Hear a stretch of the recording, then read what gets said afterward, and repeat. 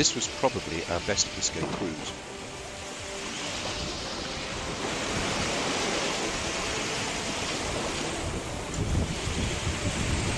In early May, we started to cruise along the south coast to Helford and Falmouth. There followed a gentle channel crossing to Labavrac. We pressed on through the Canal du Fort and the Raz de Seine.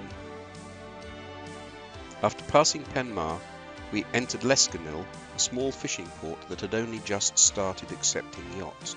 It was the first of several new havens that we visited as we worked our way south from Brittany across the Loire, through the Vendée and into Charente-Maritime.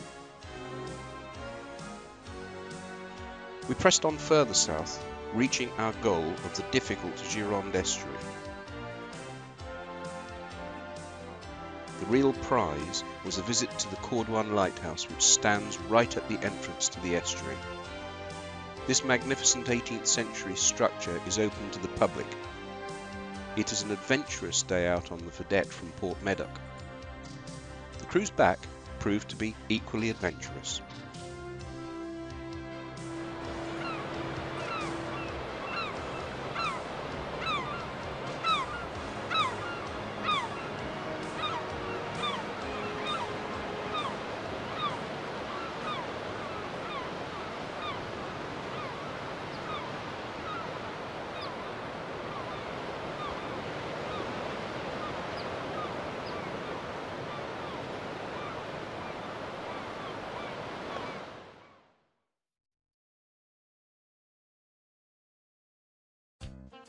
It looked like we were in for a week of northeasterly winds, a favourable direction for heading west, but cold. That is how it turned out. After an exhausting day loading and packing, we set off down the West Solent, trickling along under Genoa and Trysail, a gentle rig that keeps the boat upright in the Genoa stable. We found a buoy in Key Haven, but swung so close to the bank that we re-anchored in Cahoon's Cut. Next morning, we set off at 08:20 on a cold passage to Weymouth.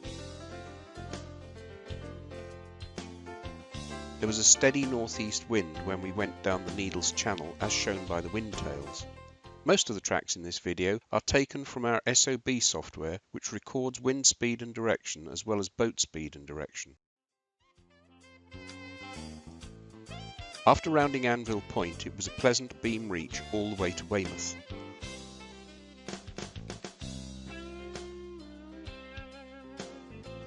Weymouth, like most of the ports we visited, was very empty, reflecting the cold weather and possibly the price of diesel.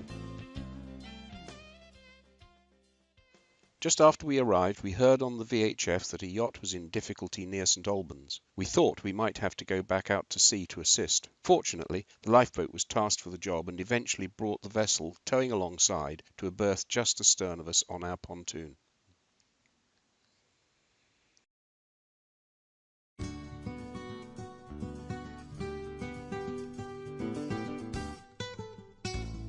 It is a 10-mile plug from Weymouth to the tip of Portland.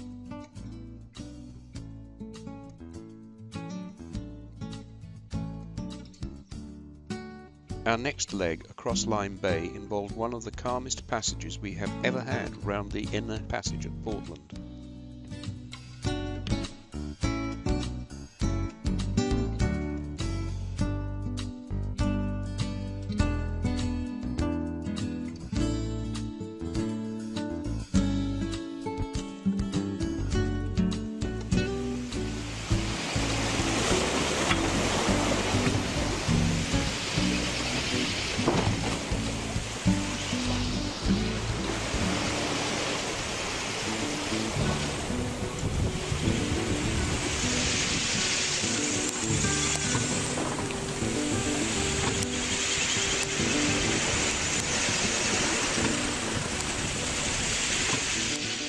The first two-thirds of the crossing was fast under a blue sky. The wind shifted, so we jibed.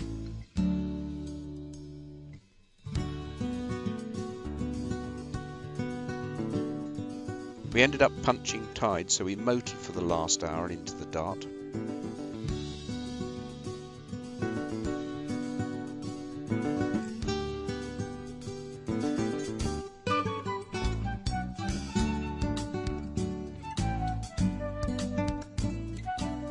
Eventually, we anchored in the pool at 16:45.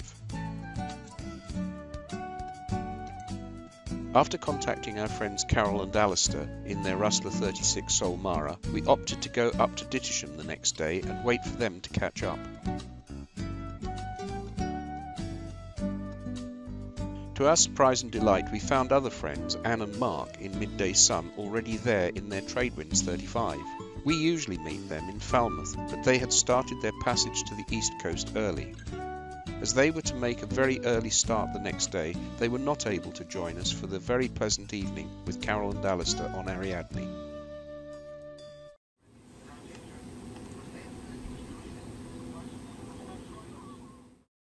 Two more days of fairly gentle fair winds were forecast. On 12th of May, we motored gently down the river from Dittisham. Heading towards Start Point, we were motor sailing as the predicted west to southwest force 3 wind had not materialised. Passing close to Start, we headed towards Prawl Point.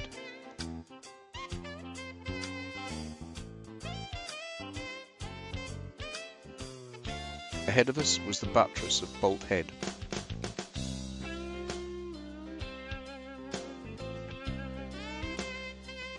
At last, a gentle breeze filled in so that we could sail from Bolt Tail towards the Mewstone off the entrance to the Elm.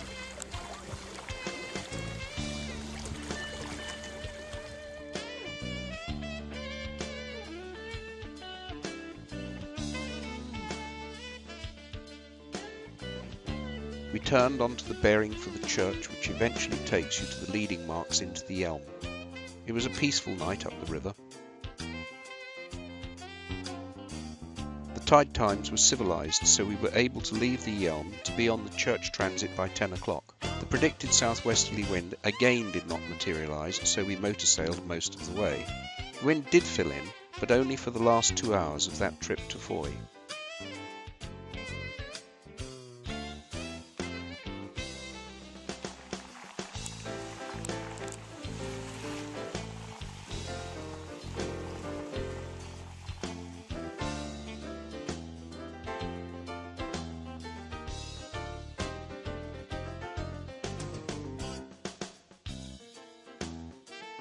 By 1500 we were on a buoy on the Polruan side of the river after covering 20 miles from the Elm.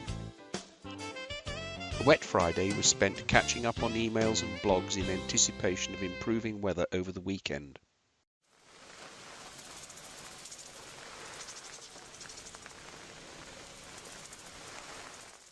We had had alternating days of cold, grey and sometimes wet and windy weather, followed by a day of blue skies and a steady breeze giving fast sailing in flat water, just like the day we sailed to Helford from Fowey, although, as the Hedgehog plot shows, the wind was fickle and shifty until we had rounded the Dartmouth.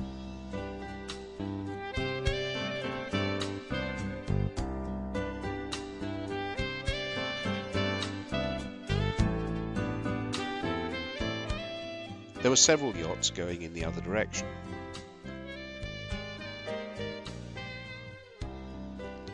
We passed fairly close to St Anthony's Head, but decided to proceed direct to Helford.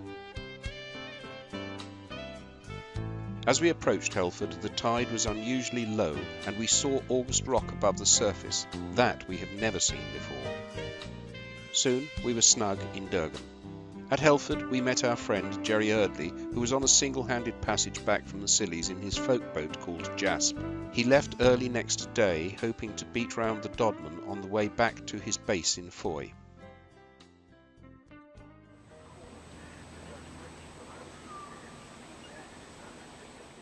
Four days of indifferent weather prompted a retreat into the Phare. There we were able to chill out and replenish stocks at the supermarket next to the Penryn Marina.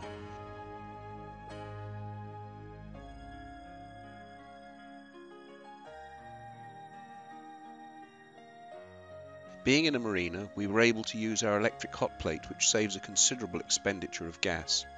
We also enjoyed lunch at the marina restaurant and pottered up the river to the pontoons above Smuggler's Cottage. While there, we had a pleasant but rather wet meeting with Alistair and Carol. From here on, our paths would diverge because they were headed north to Scotland and we would head across the channel towards France. We left the Phare together, Alistair and Carol intending to proceed to Newlyn while we tucked into Helford to wait an extra night before attempting the channel crossing.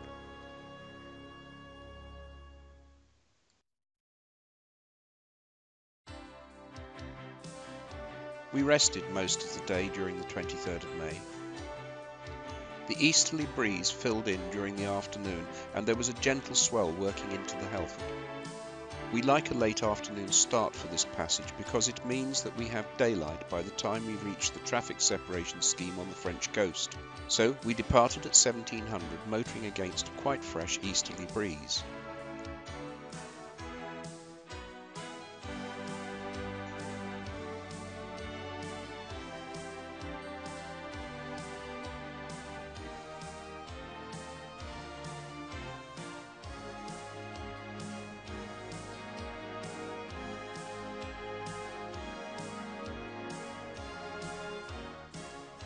Once clear of the river, we were able to head southeast out to the Manacles Buoy.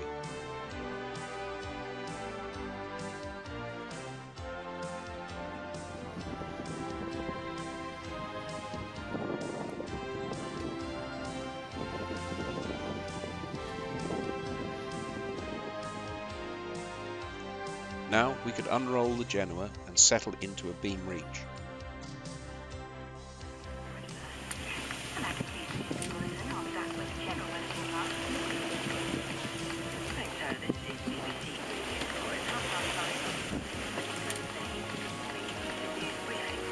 It is rare to see so much shipping in the western end of the channel as shown in this AIS plot.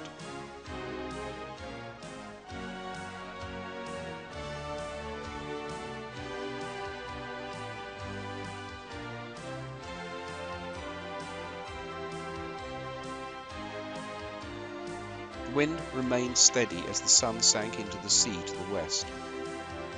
The moonlight was a welcome companion through most of the night. The wind fell lighter for a while around dawn.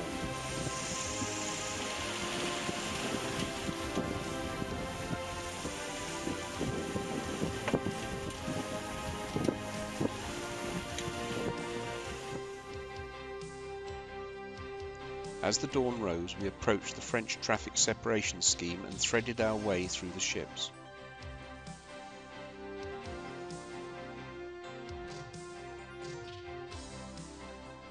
The Ile Vierge lighthouse is always a welcome sight to any yachtsman at the end of a long night. The conditions were fairly settled, so we decided that we would go in through the Malouine passage as it would save us about an hour. We eased in gently towards the leading marks. Dairne steered, while I kept an eye on the plotter, the leading marks, and took the photographs.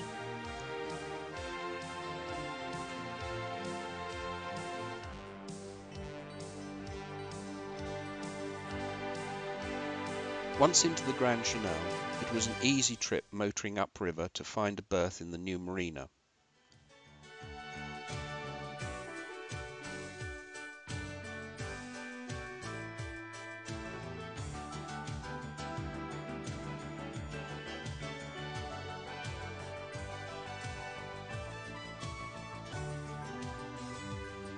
It had been the smoothest crossing we had made and one of the fastest too.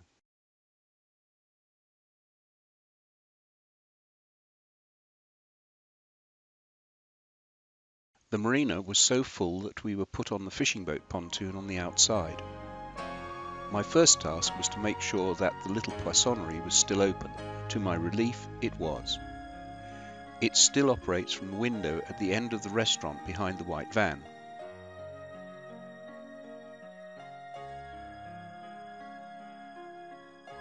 The bad news is the price of the Navette shuttle bus to Landida, which was €1 aller-retour when it was introduced 3 years ago, and is now €2 per head each way. France has become expensive.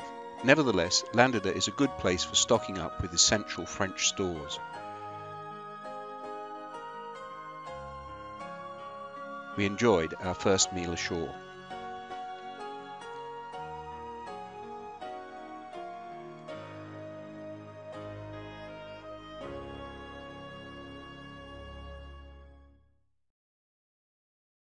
Having reached France, we already felt as if we were in our cruising ground. Our weather was okay, but the signs were that it would deteriorate in the Channel and further north during the next week. There was therefore some pressure for us to move on and get further south. On the 25th of May we decided to make a move. It would be an afternoon tide to go down the Canal du Fort, so we invited our new acquaintances David and Annie, who were setting off on an epic voyage in a large well-equipped Gironde called Resting Goose, to an early lunch.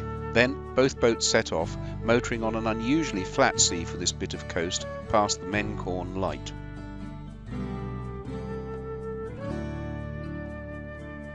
We tried to sail in the fickle breeze between Basse-Paupion and Le Four.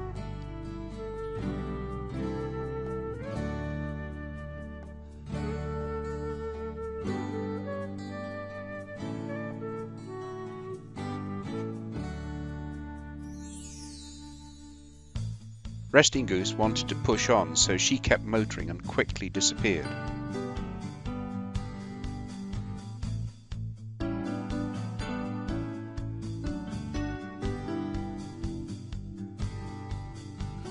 white building seen on the left is a most unusual sectored lighthouse covering the approaches to La Belle-Île-Dieu.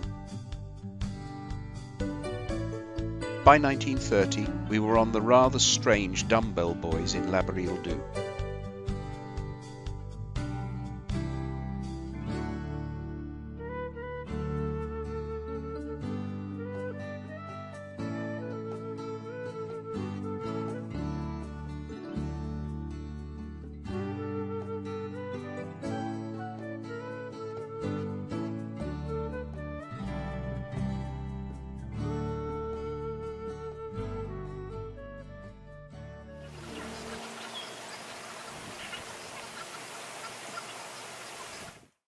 The weather was due to be foul, and La Belle-Île-Dieu is a quiet place to stay. We sat out the rain for a day. Worse weather was in store, so we were determined to get even further south. With a first light start on the 27th of May, we motor sailed down the Canal du Fort in poor visibility and some rain. Even with the chart plotter, it was comforting to see the various marks appear out of the mist. Grande Vignotière, Le Conquet, Pointe de Saint-Mathieu.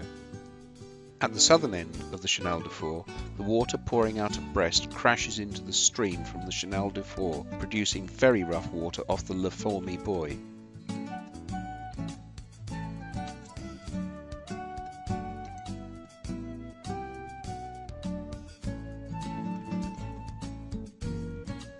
In poor visibility, we passed Thévenet, just visible in the mist, to approach the Raz de Seine.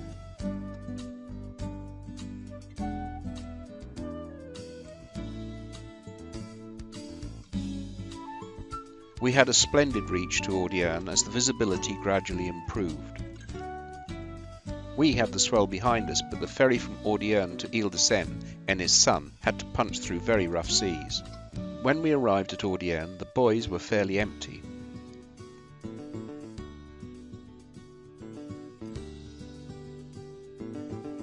As we had been motoring, we had plenty of hot water and enjoyed a refreshing shower. Dairne set about preparing potato wedges to go with the evening meal.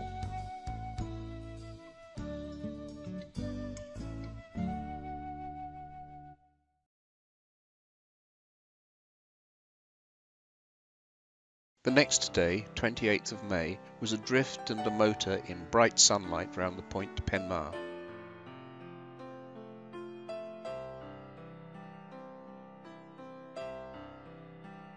After a couple of hours, we could see the Penmar lighthouses in the distance. Slowly, Ariadne drew abreast of the Menhir Tower and drifted gently past the great tower of Équimaux on the Point de Penmar itself.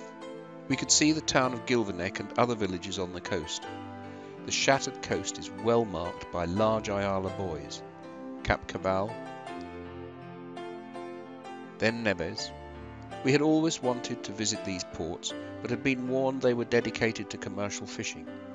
But in Bloc Marine, the excellent French almanac, it said, Lesconil harbour becomes a marina for recreational boating, entrance difficult in strong south or southeast through southwest winds. So Lesconil it was. At the Les Putains Tourelles, the course was shaped towards Lesconil, joining the leading line well offshore. The area is littered with rocks and needs to be treated with respect. For the first time in several years we were south of the Raz. We were in a village we had never visited before and which was not heavily developed. We enjoyed a couple of days' stay there. Lesconil is a bit of a discovery. It is a traditional Breton fishing port that has opened its harbour to yachts. Unlike Loch Tudi just round the corner, the village is right on the harbour side, so there is no long walk. There is a good choice of restaurants and essential shops right by the quay.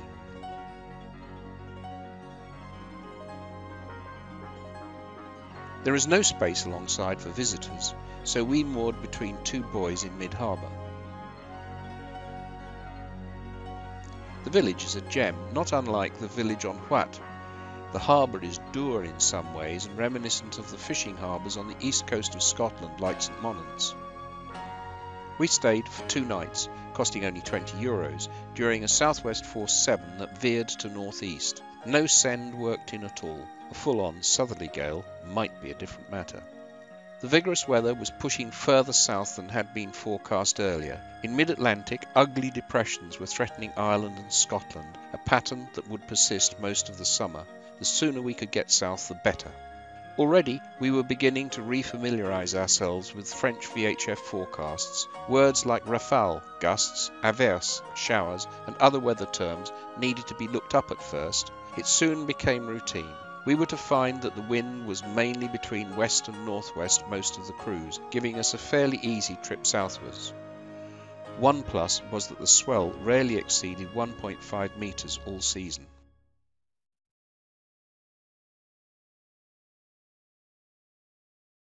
After sitting out a wet and windy day in Lesconil, we had a fast reach in fairly flat water across the Anse de Benaudet to Port de la Foret.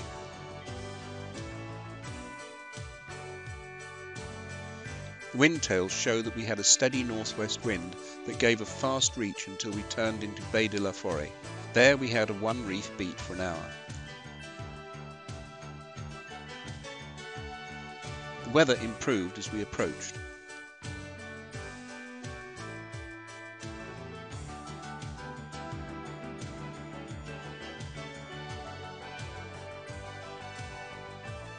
We had never been there before, so opted to spend 3 nights, the final day being to sit out yet another grey, wet day.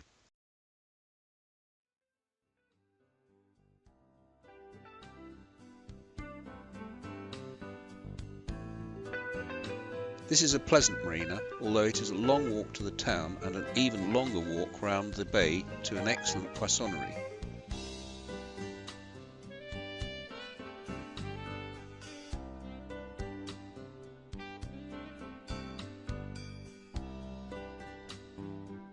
We were able to try our new Ramoska cooker for the first time. It is a very useful piece of kit, even though it can only be used in marinas with shore power. The saving in gas is significant. Indeed, during our whole cruise from mid-May to September, we only used 3 dumpy cylinders of calla and did not need to buy any in France at all.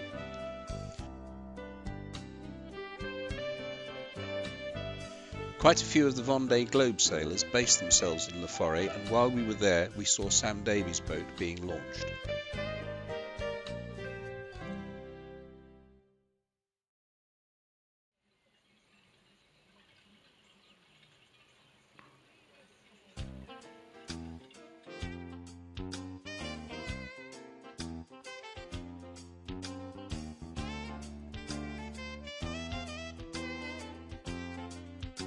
It was mid-morning when we left La Foret and sailed gently past Concarneau in a light northeast breeze.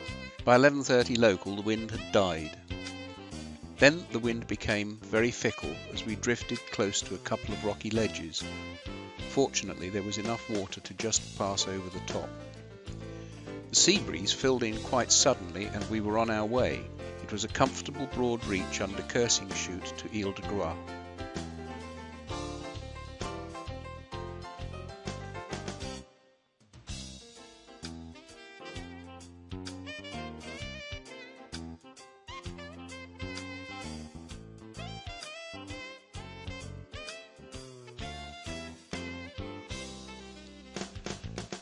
Once inside, we managed to find a berth round the back of a pontoon in the inner harbour, very cosy. We strolled around the harbour area and managed to buy a bottle of locally produced wine. It was not bad. In the morning, I meandered through the village to the supermarket about 1.5 kilometres away. We have never spent time exploring Ile-de-Groix, and it is something we still should do. The weather map indicated the possibility of light northeast winds for the next day or two, perfect conditions for a visit to Ster-Vraz on Belle-Île. We resolved to go there the next day.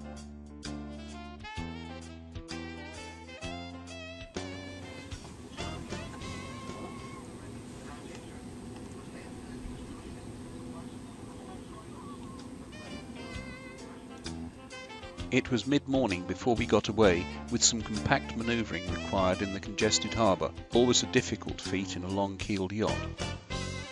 Out to the Basse-Melite buoy, where we tried to sail in a gentle easterly breeze, but there was sufficient slop on the water to make it necessary to keep the engine on.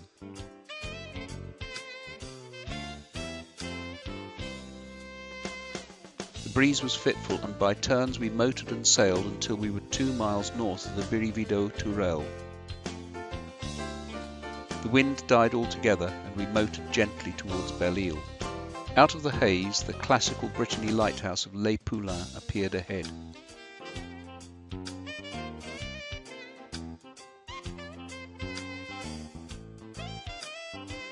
After rounding the Les Poulains buoy, Ariadne headed towards the entrance to Ster-Vraz. Gradually, we found our way into Ster-Vren, a tiny high-sided inlet to one side of Ster-Vraz on the western face of Belle-Île.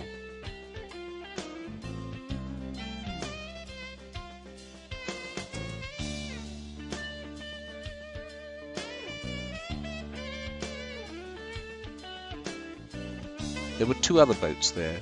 We dropped anchor, well clear of them, then got the dinghy over the side so that a stern line could be taken to a ring on the rock. There certainly is not enough room to swing.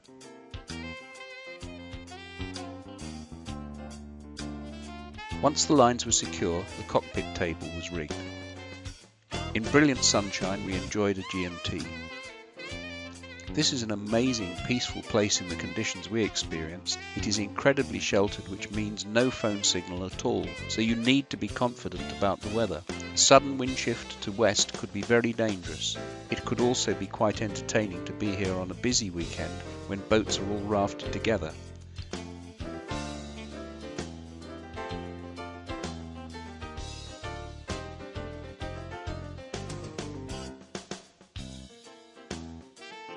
Not for the first time, we heard a cuckoo calling.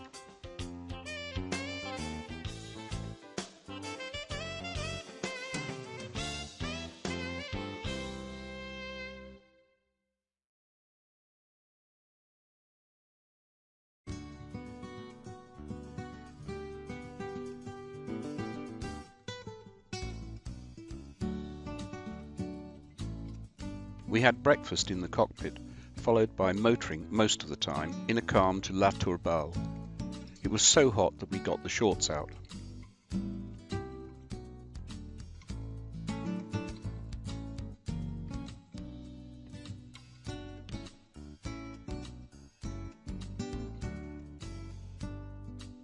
After rounding Les Poulains and motoring gently past Solent, we saw a porpoise, or it may have been a dolphin or a shark.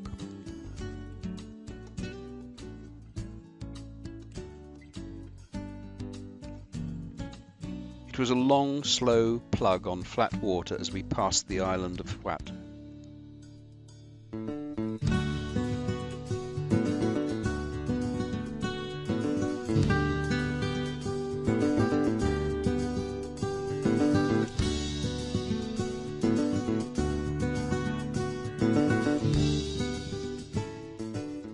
The engine was switched off, and we drifted past Le Chariot, Groguet Light, and the rocks off Herdic while we had lunch.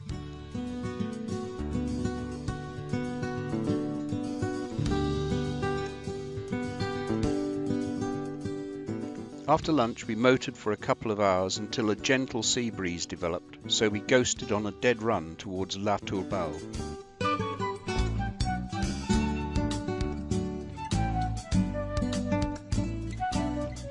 In the mist we could see the light on Bank de Foret with its interesting spiral paintwork.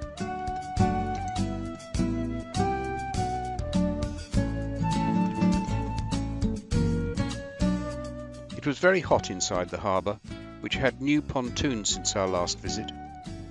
In Turballe there is a lively market where we managed to get moules, crevettes and filets de julienne.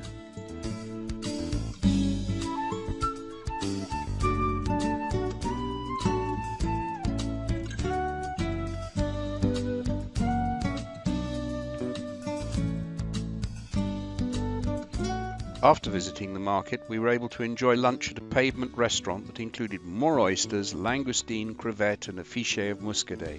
We stayed 2 nights there and thoroughly enjoyed the atmosphere.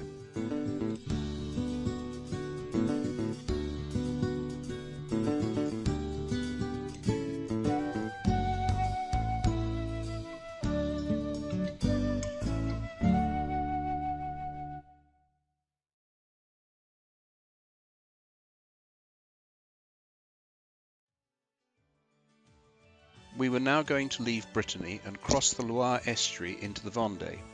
The Bracknell weather maps showed that the favourable breeze would turn into a nasty depression crossing the area in the next day or so, so we wanted to make progress and get to Les Baudières and beyond.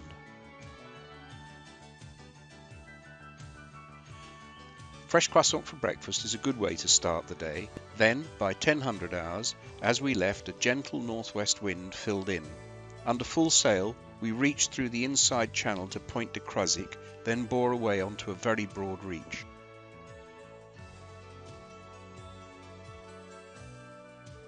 The wind freshened to force 5 as we passed north of La Banche and headed across the shipping channel into the Loire towards Ile-Pilier and Les Baudières.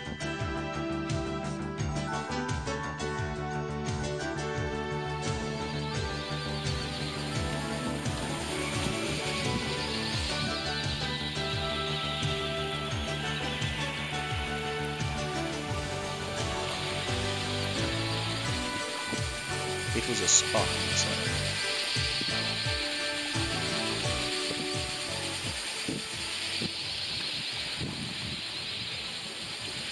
Gradually, the masts on Ile-Pilier rose out of the sea.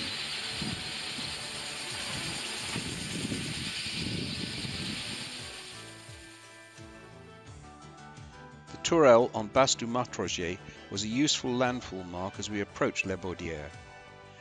Inside, we discovered the harbour was undergoing major civil works and the visitor space was significantly reduced. We met up with Resting Goose, the big Gironde that we had last seen in La Bavrac. The boats were 10 metres apart, but it was a day's march to walk round the pontoons, so we got the dinghy out and rowed across. David and Annie Chatterton, the owners of Resting Goose, were off on a retirement cruise across the Atlantic. Both have had immense sailing experience, and David has held the Gironde agency in East Anglia, among many other fascinating jobs. He had also been able to stock up with some Sauvignon Blanc grown and bottled in East Anglia and labelled Resting Goose. We helped him reduce the stock. Our main topic of conversation was the state of the ports south of Noirmoutier. La Rochelle and Les Sables d'Olonne were closed as a result of the severe storms, especially one named Cynthia that had hit during the previous winter.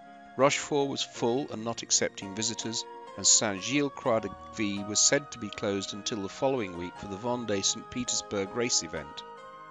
We were seriously considering abandoning our attempt to get to the Gironde and see Cordouan. Although St. Martin-de-Ré and Saint-Denis-d'Oléron were open, their capacity to handle boats displaced from the other ports had to be questionable. The latest news was that Bourgogne had just reopened. We had a few days while the weather settled down before we needed to finally decide what to do.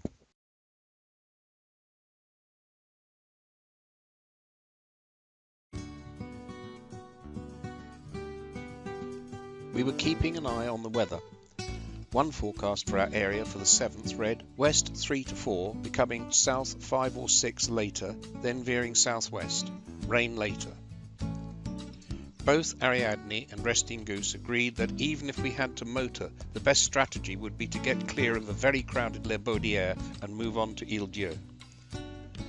By 08:30 we were on our way, with Resting Goose leaving very shortly after. She quickly overtook and disappeared into the distance. There was an oily calm on the water as we passed down the channel inside Ile Pilier, then headed south towards Yeux.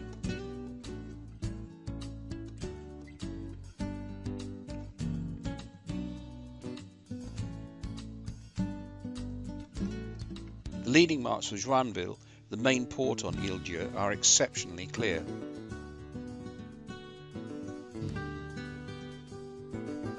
It was still calm when we got into the harbour, where we made fast at 12:30. Resting Goose was not far away on the opposite pontoon. David produced another bottle or two of the excellent Resting Goose white wine that had been made in the vineyard in East Anglia. Typical of David to have spotted a good deal and to have the courage to make the investment. 250 bottles at less than £3 a bottle, not bad. We were still uncertain about whether to proceed further south, so we decided to sit out the next day, which proved to be windy. On the other hand, Resting Goose had a berth booked at Royan and needed to keep moving.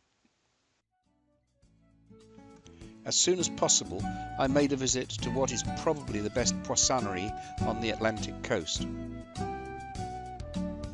Resting Goose had a very fast sail down to St Martin de Ré. They texted us to say there was space, so we decided to curtail our stay on Yeux and push on with Bourgogne as a diversion option.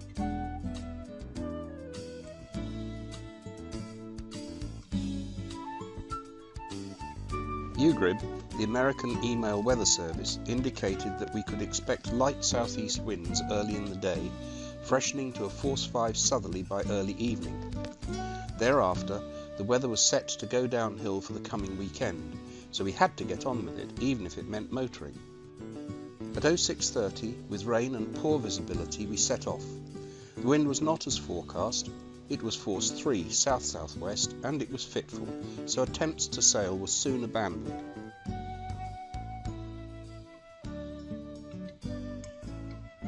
By late morning, we were close to Les Sables d'Olonne. The weather had improved, and there was weak sunshine. As with many of our passages, we had the fishing line over, but making any catch was rare. Today was no exception. Altogether, it was a tedious trip. We passed a few fishing boats. What on earth were they catching?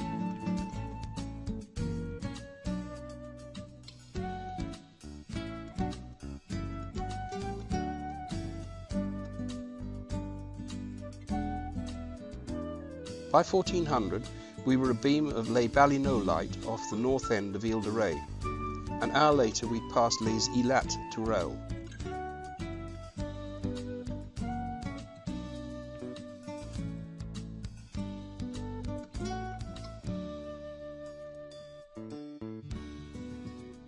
By 1545, we were moored à Couple, rafted 5 out inside the harbour. It was very congested. St Martin de Ré marks the start of the Charente-Maritime area of France. Once in St Martin, we almost stopped caring about the weather.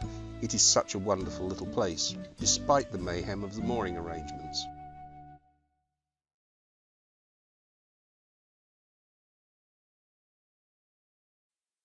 We had several exchange visits with David and Annie from Resting Goose. They are on their way to the Caribbean slowly and keeping away from big fleets like the Ark. They were great fun to get to know and warmly welcomed us despite the fact that Resting Goose is a big luxurious Gironde compared to our relatively little Rustler. Gradually we found the stakes rising in the food competition, but we could not compete with their homegrown Resting Goose dry white wine. They seemed to have endless stocks. Through the midweek, the harbour slowly emptied, but at the weekend it was chock-a-block with boats from La Rochelle and elsewhere. During this period, our monitor self-steering was clobbered by a French boat so hard that the bevel gears disengaged. I managed to get it back together, although the mainframe was slightly distorted, but it continued to work well through the rest of the trip.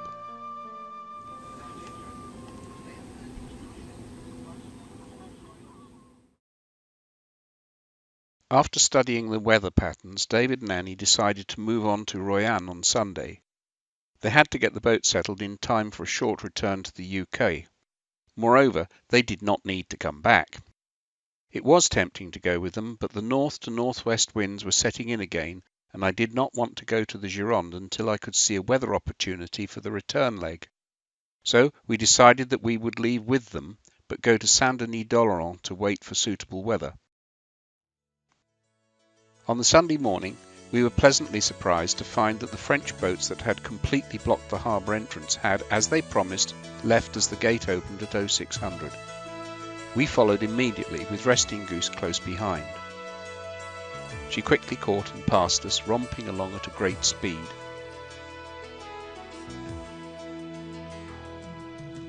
We waved our farewells to Annie and David.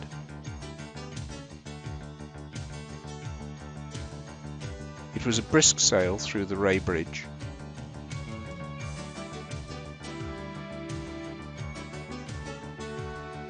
The anchorage just beyond was a sheltered spot to wait for the tide into Saint-Denis-d'Oléron. Resting Goose stormed off into the distance, and we later had a text to say that they had safely reached Royan.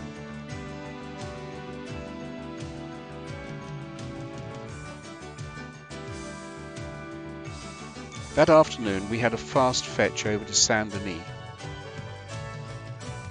We like it there, so the fact that the weather looked like being bad for a few days was no hardship.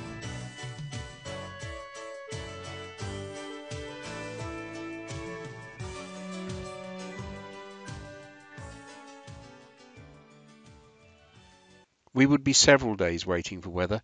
It was cold, there was some rain. The winds were very fresh, with a strong northerly component in the direction. There was a big swell outside the harbour.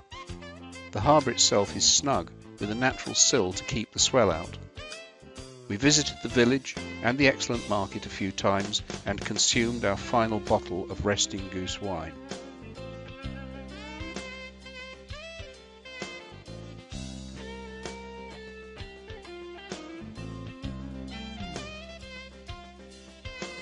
The overall weather patterns tended to indicate brisk winds with a north to northwest component that would persist for several days.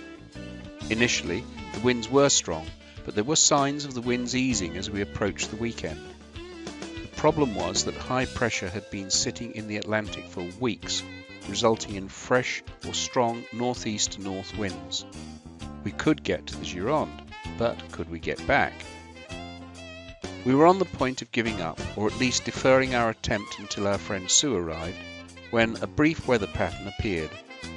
There could be a light northerly breeze on the Friday, after a couple of days of 4-6 winds, with the promise of a light easterly on the Monday or Tuesday to ease the path back.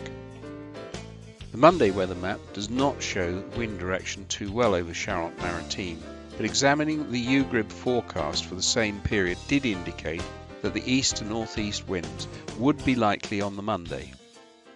We decided to give it a try, even though the tide times were not the best. Indeed, we would have to push into the Gironde against the tide. That turned out to be tougher than we expected.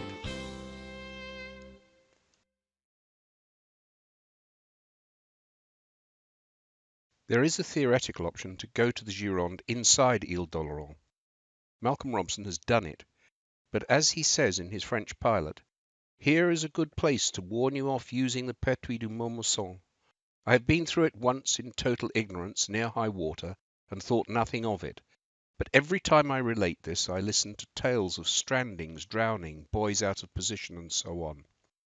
If you think your nerves are up to scratch, just stand on the Point d'Avert when the ebb is running against a force 2 zephyr. The sight, if you are still set on going south, should dispel the boredom of the long haul round the north end of Ile d'Oléron." The French VHF forecast gave west to northwest 3 to 4 per agité, with a swell of 0.8 to 1 metre. Overnight, west to northwest 4 to 5, becoming agité with a swell of 1 metre, and during the following day we could expect the wind to increase to north 5 to 6. We left Saint-Denis as soon as the tide allowed at 07:20. The sky was grey, the visibility less than 5 miles, and there was a very light northerly wind. As we motored round Point de Chassiron and the Antioche Tourelle that is surrounded by wrecks, we met the swell which persisted all day at less than a metre. Then there was a long 25-mile plug to the entrance channel into the Gironde.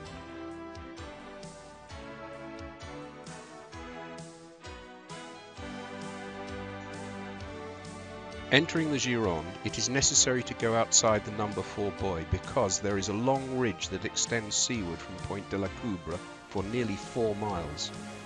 By the time we got there, the tide was about to turn foul.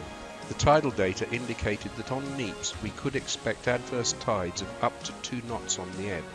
In the event we had 3 knots nearly all the way up the estuary, occasionally touching 4 knots. To compensate, the bonus was that the wind had filled in, and rounding the number 4 buoy, we had a fast reach in towards Point de la Coubre, then a long trip up the estuary on a dead run. We kept as far outside the main channel as we could to avoid the adverse tide. The interesting thing was the sand waves. The echo sounder would show 10 metres under the keel, then a few minutes later only 6 metres, then back to 10 metres and so on. Clearly the whole estuary is on the move the whole time.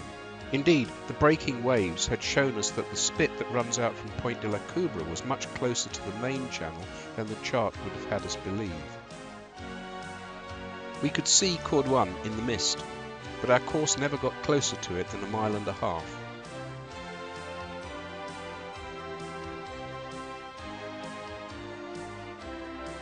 It seemed to take forever, but at least we were not wasting diesel pushing water uphill. By 1815 we were safely alongside the incredibly short fingers of the Accueil arrival pontoon in the modern marina at Port Medoc, just inside the south arm of the estuary behind Point de Grave. Around the marina, plenty of restaurants, a chandlery, lots of brokers, but no boulangerie. So early the next morning I set off to Port Bloc a quarter of a mile away. I guessed that as a ferry port it might have a boulangerie. I was out of luck, but did pick up a leaflet for the vedette out to Cordouan. It seemed booking was essential, so when I got back to the boat we rang them.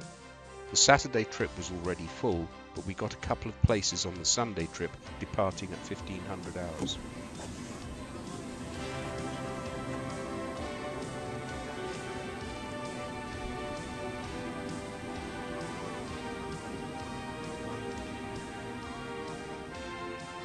It was a fair hike for Dairne to walk along to Port Bloc, but we were there in good time.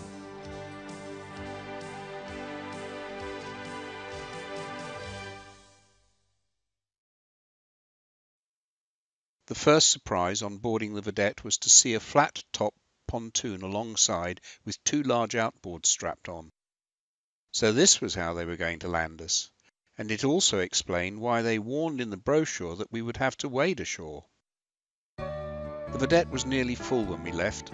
The pontoon was dropped to stern as we cleared the harbour and the vedette got up to speed, probably about 15 knots, with the pontoon planing astern.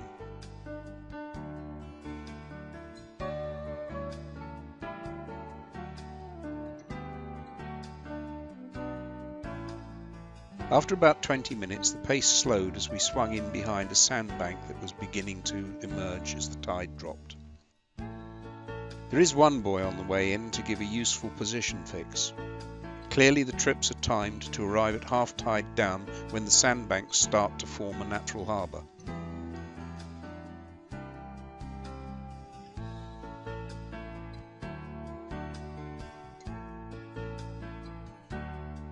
After anchoring, the pontoon was drawn alongside and half the passengers, about 40, stepped on board and remained standing. There are handrails, even so it is hard to believe that the UK's Maritime and Coast Guard Agency would approve such a passenger transfer operation. It took about 10 minutes to drive the pontoon through the shallow water, grounding occasionally so that the outboards had to be half lifted. On the inward trip, however, they were able to get to the causeway that extends some 100 metres from the lighthouse, so we were able to step ashore relatively dry-shod.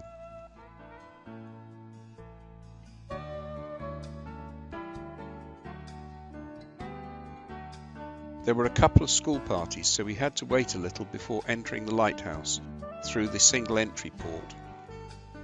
The bottom open gallery of the lighthouse contains the keeper's quarters and there is an exhibition room furnished with Napoleonic fittings.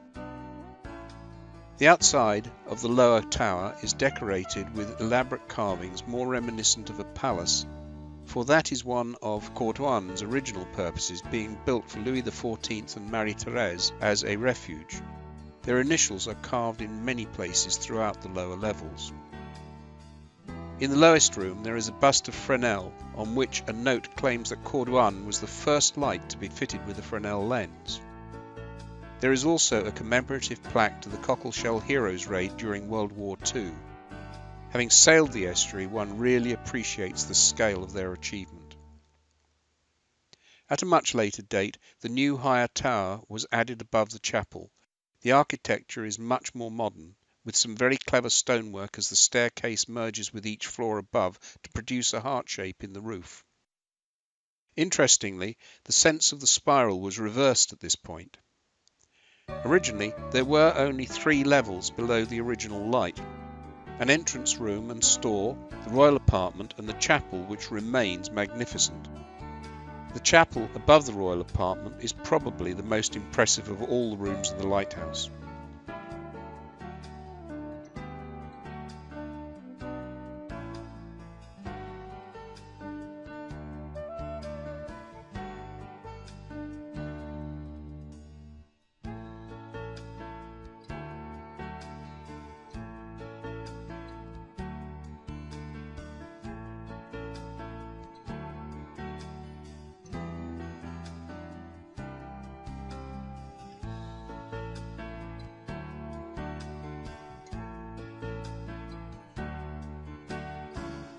Just below the highest level is a gantry frame that allowed stores such as wood or coal for the lantern to be hoisted up the central shaft.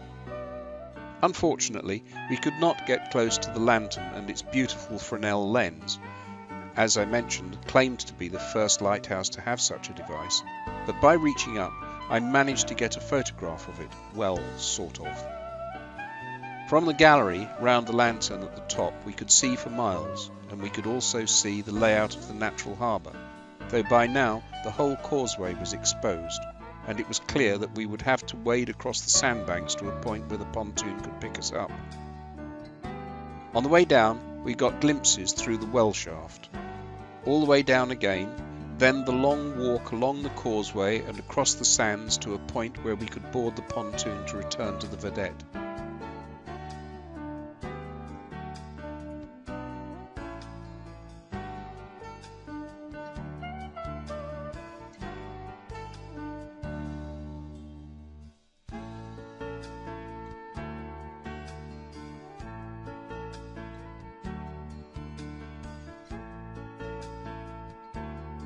The low tide, however, gave some completely different perspectives of the lighthouse.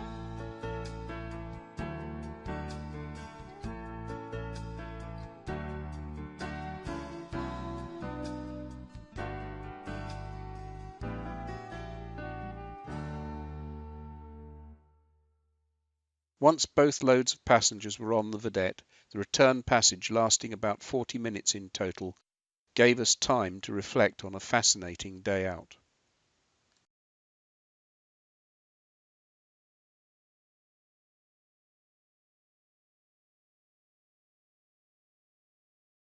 The long-range forecast held.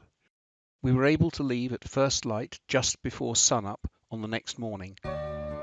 Immediately we nosed out of the marina, the bow was grabbed by the tide and we were whisked away downriver. Under full sail we were reaching at about 5 to 6 knots through the water as we passed Royan, but at times the tide assistance gave us speeds of 10 knots over the ground, with the tower of Cordouan visible out to sea.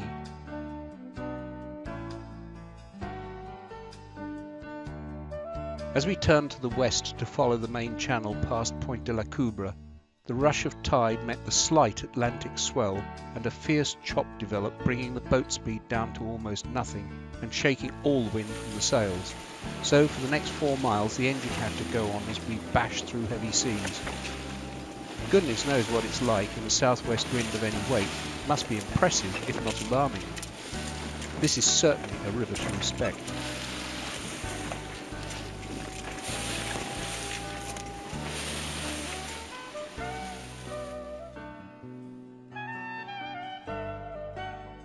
After rounding the number 4 channel buoy and heading north, we were almost immediately able to sail and had a pleasant 20-mile reach back to Point du Chasseron, during which we caught a large bonito, or a coastal tuna.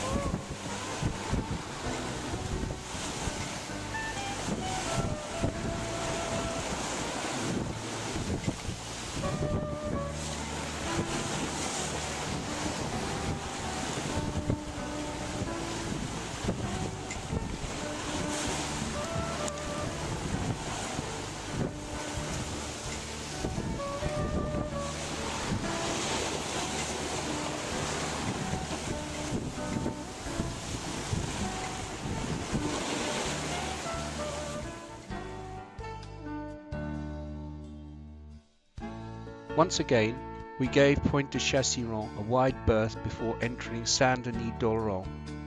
We had covered 45 miles at an average speed of over 6 knots.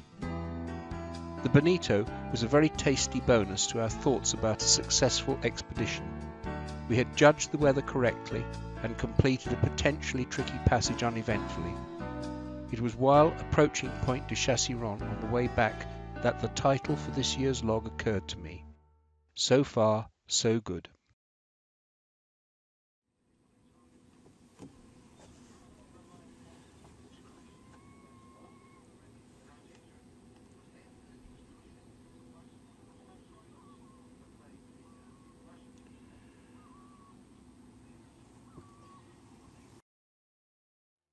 We were expecting friend Sue to arrive in La Rochelle on the 24th, so we settled down for a lazy couple of days in Saint-Denis-d'Oléron. It was hot, so we managed to buy a new parasol to provide some shade for the cockpit table. We also had time for a good wander round the market, and of course we had seafood for lunch virtually every day.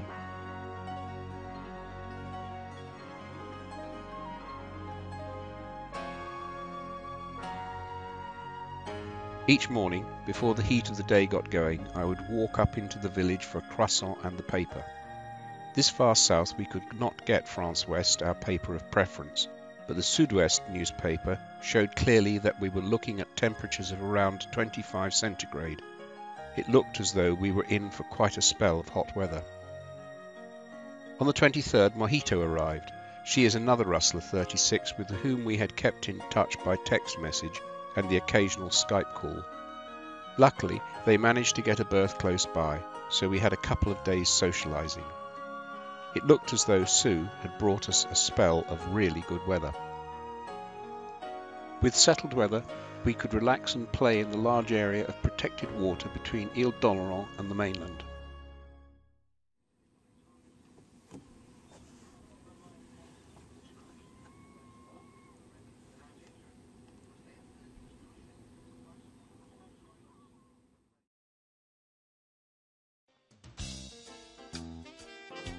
Sue was due to arrive on a mid-afternoon flight at La Rochelle, so after an early lunch we potted across to Les Minimes Marina.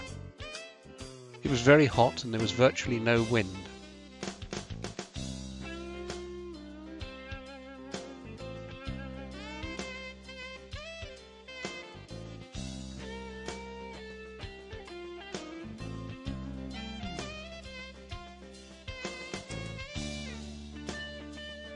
I went right round the marina to find the boulangerie and the paper shop. There was a small market set up in the car park with a very impressive seafood stall. When the girls saw me taking photos, they posed. In the car parks there was pontoon debris lying around everywhere, and in the office the photos taken immediately after the winter storm Cynthia had struck were truly horrifying. The surge had been so big that the pontoons had floated off the top of the piles and drifted away with boats still moored to them. Every pontoon in this marina, where there are more than 3,000 berths, had needed replacing. Somehow they had restored some kind of order and were gradually renewing row by row. All the boats on a pontoon were being moved up to the Vieux Port in the town centre, pontoons renewed and the boats brought back. Quite an operation, and it has recently been announced that a further 1,350 berths are to be added. Sue eventually arrived on the solar-powered vedette which silently slipped past Ariadne on its way from the town to the marina berth. We were able to stay put for one night and chose to eat on board. We had not met for some time, so there was plenty to talk about.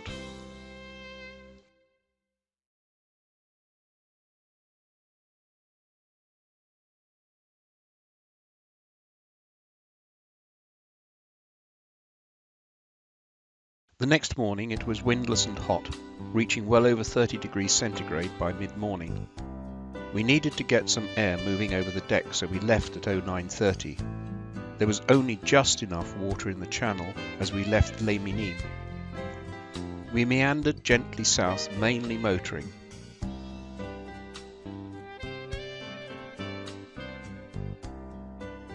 There are some enormous mussel farms in this area, and the boats that work the farms tend to be long, low and fast.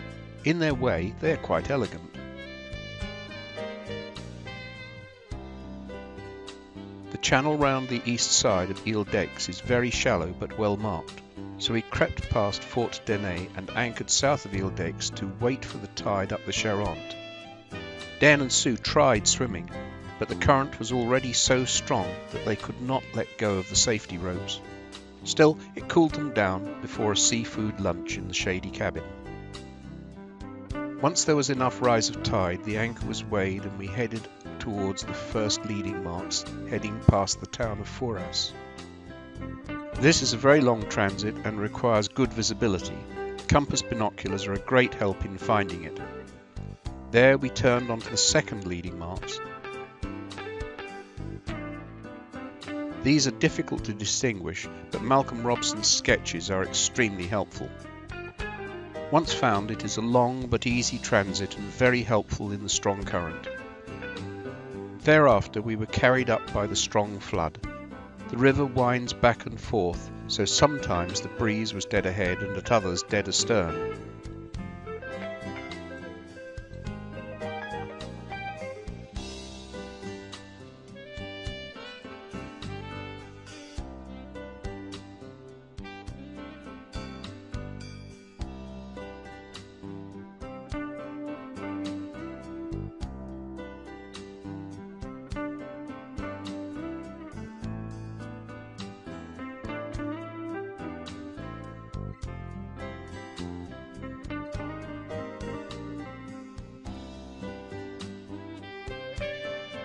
We arrived off Rochefort just before the lock opened, and we were moored at the top of the harbour by 1930. It was very, very hot.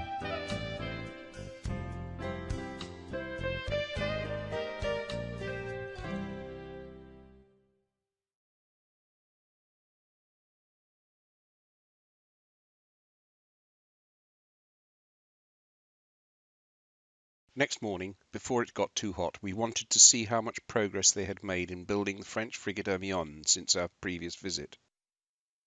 We walked through the port and along the river bank.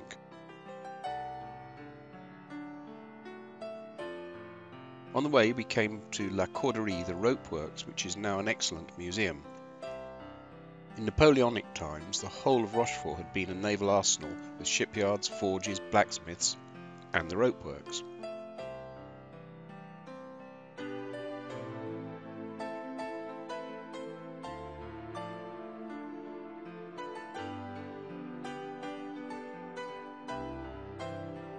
After an hour in the museum, we found some shade to rest before walking the rest of the way to the dock in which Gironde is being built.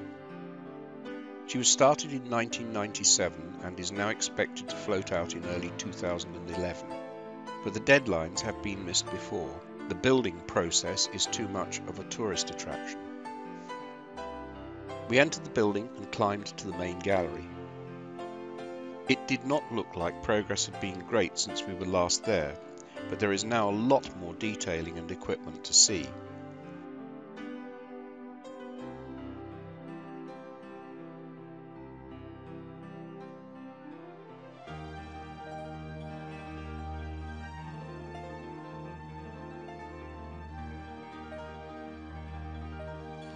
In the outfit workshops, activity seemed to be a lot less than before, but it also seemed that they were mass-producing the gun carriages.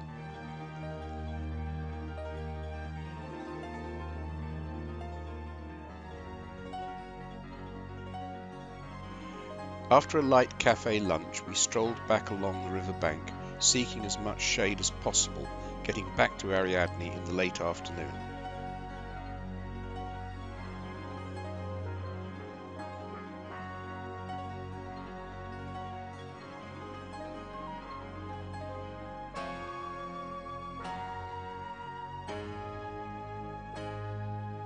It was every bit as hot as during our previous visit.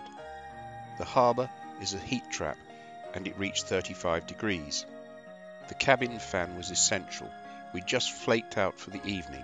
As usual, Sue fell asleep. For Dairne and I, a lazy day was called for, so next morning we just rested aboard. Sue went off on her own to explore the town.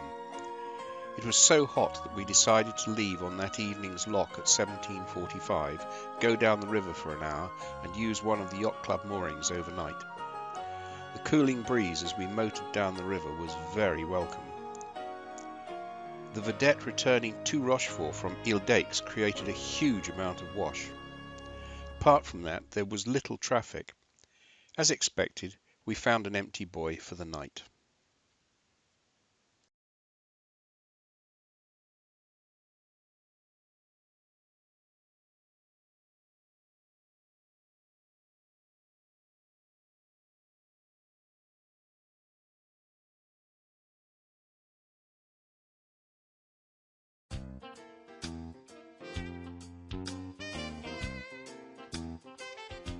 At 07:45, I set off motoring down the river with the ebb stream, leaving the girls asleep.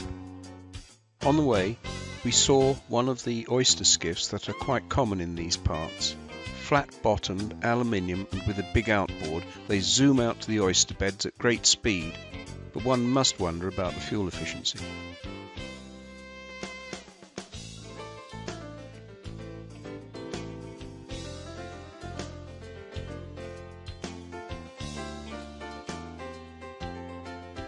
By 09:20 we were on a buoy off the south end of Ile-d'Aix. It is an island we had passed but never visited. This was an ideal opportunity because we had to wait for water into Saint-Denis-d'Oléron. There was a freshening northwest breeze forecast, so we were well sheltered.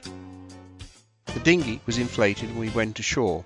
It turned out to be difficult to land because the tide was very low. The end of the slipway was high and dry across the soft mud, so we had to go round behind the Vedette Pier where we found a steep shingle beach. This fascinating island reeks history the moment you step ashore. Napoleon visited in 1808 and ordered new fortifications to be built. The strategic importance is that the island guards the entrance to the Charente, the gateway to Rochefort, which was the marine arsenal of revolutionary France. Coupled with Fort Dairne and Fort Boyard, the whole width of the bay was within cannon shot. In 1809, Thomas Cochrane, who many believe may have been the model for Hornblower, led a British fire ship attack against a powerful squadron of French ships anchored in the Basque Roads. In the attack, all but 2 of the French ships were driven ashore. After Waterloo, Napoleon came to the island before surrendering to HMS Bellerophon. We absorbed the atmosphere sitting in the sun. There is a lot more of the island we did not see. Another visit would be worthwhile. The twin-towered lighthouse on Ile-d'Aix is rather strange. I put a photo of it on Flickr, asking why it was built like that. François Lapoutre, a leading light in the lighthouse preservation community, answered explaining, "The red sector is created by a red filter that normally is placed right behind the glass of the lantern room. For some reason, the technique of this lighthouse did not allow the filter to stand so close to the light. Therefore a separate tower was built carrying only the filter. Ile-d'Aix is unique." In a brisk breeze we had a beat against the tide. The sailing was brisk but in flat water, so it was most enjoyable.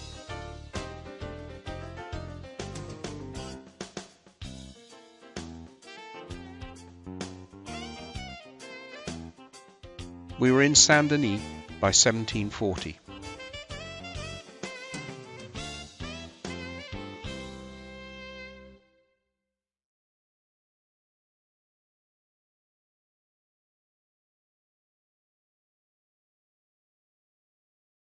In the morning we all spent an hour at the market before getting back on board for lunch.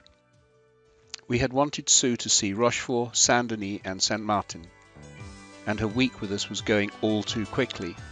So at 17:10 we left Saint-Denis and had a sparkling reach as far as the Ray Bridge.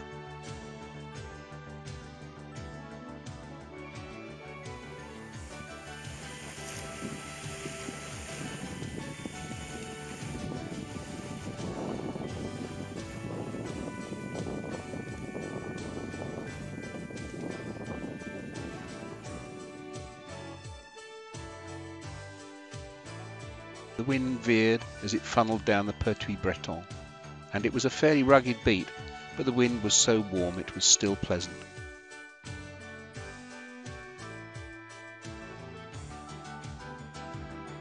St Martin-de-Ré was still its usual chaotic self.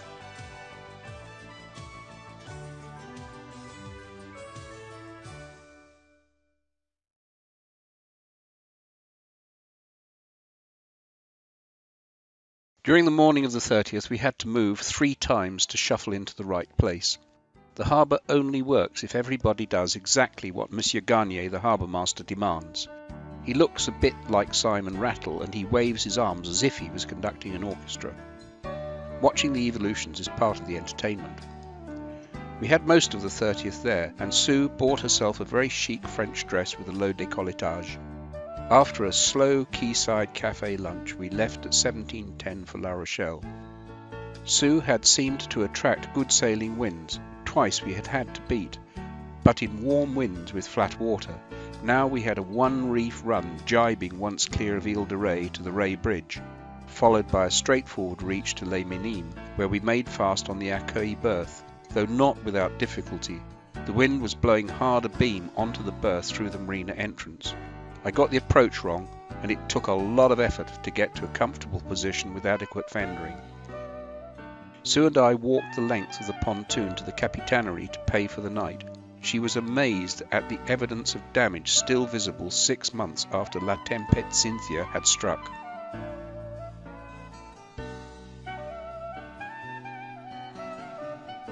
Early next morning, we took the electric vedette to the Vieux Port at La Rochelle.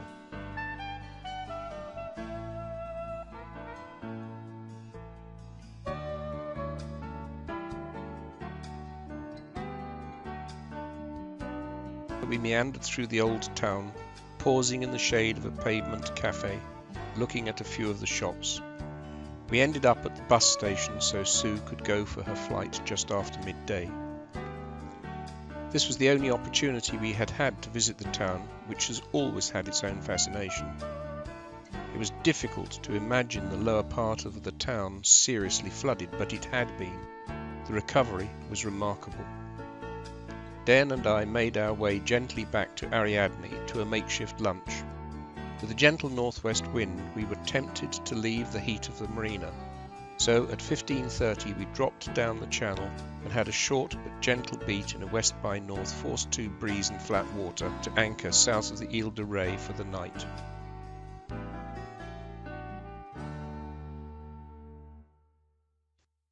Even at anchor it was still crushingly hot, so we just lazed around, mainly in the shade of the cabin. Our week of pottering about was over. Now we would start the journey home.